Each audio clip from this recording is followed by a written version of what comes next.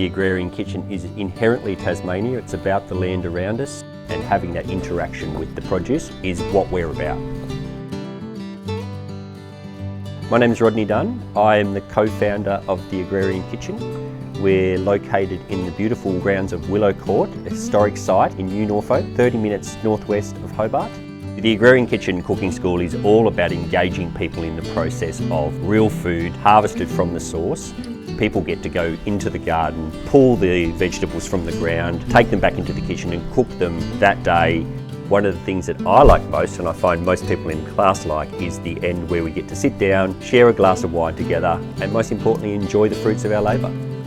I think what's incredibly unique about the Agrarian Kitchen is this wonderful site that we're on, the history of the buildings, but also it's the garden. Without the garden we wouldn't be here, and that's the thing that inspires me and hopefully inspires other people to cook.